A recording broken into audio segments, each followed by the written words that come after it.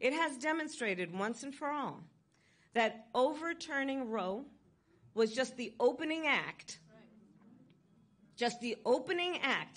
of a larger strategy to take women's rights and freedoms, part of a full-on attack, state by state, on reproductive freedom. And we all must understand who is to blame. Former President Donald Trump did this.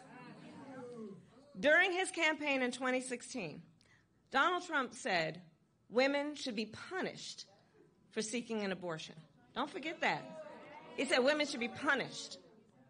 As President Donald Trump handpicked 3 members of the United States Supreme Court because he intended for them to overturn Roe, and as he intended, they did. And now, because of Donald Trump, more than 20 states in our nation have bans.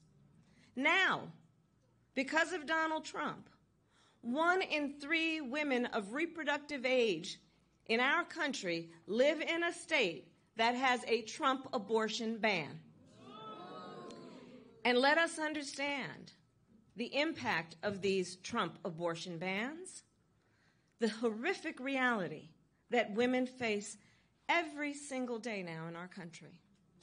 Because since Roe was overturned, we all know the stories, and I'll tell you, I have met women who were refused care during a miscarriage.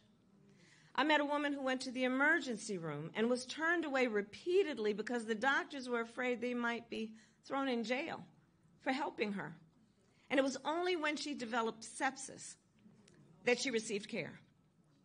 I visited a clinic in Minnesota and met with courageous, dedicated medical professionals who see clinics like theirs forced to close, denying women across our country access to essential and life-saving care, breast cancer screenings, contraceptive care, PAPs.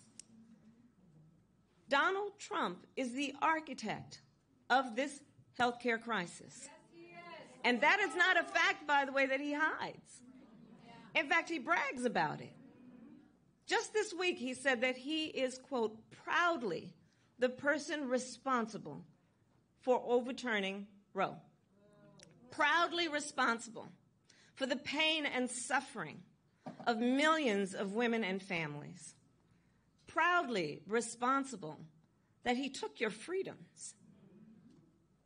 And just minutes ago, standing beside Speaker Johnson, Donald Trump just said the collection of state bans is, quote, working the way it is supposed to.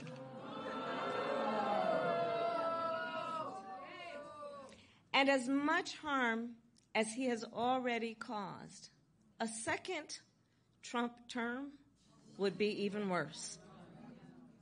Donald Trump's friends in the United States Congress are trying to pass a national ban. And understand, a national ban would outlaw abortion in every state, even states like New York and California. And now Trump wants us to believe he will not sign a national ban. Enough with the gaslighting. Enough with the gaslighting. We all know if Donald Trump gets the chance, he will sign a national abortion ban. And how do we know? Just look at his record. Just look at the facts. Y'all know I'm a former prosecutor. Just look at the facts. Congress tried to pass a national abortion ban in 2017.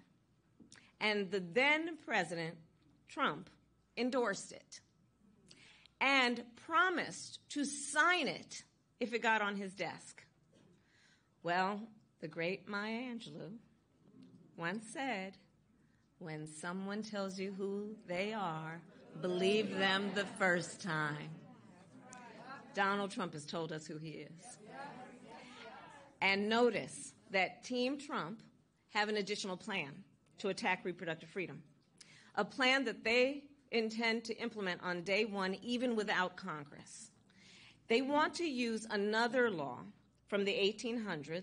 It's called the Comstock Act, to ban medication across all 50 states, no matter if it's currently legal or not. So here's what a second Trump term looks like. More bans, more suffering, and less freedom. Just like he did in Arizona, he basically wants to take America back to the 1800s. But we are not going to let that happen.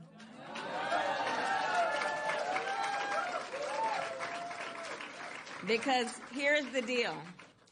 This is 2024, not the 1800s. And we're not going back. We are not going back.